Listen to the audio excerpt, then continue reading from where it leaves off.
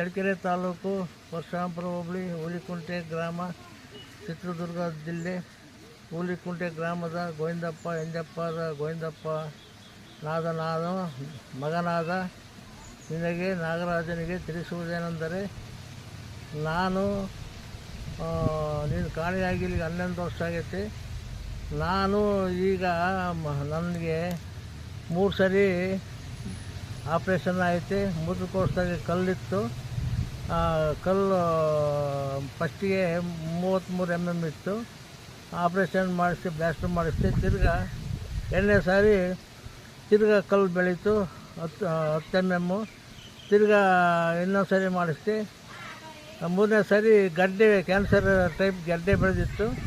ಅದನ್ನು ಬೆಂಗಳೂರು ಸಪ್ತಗಿರಿ ಹಾಸ್ಪಿಟ್ಲಿಗೆ ಹೋಗಿ ಅದನ್ನು ಆಪ್ರೇಷನ್ ಮಾಡಿಸ್ಕೊಂಡೆ.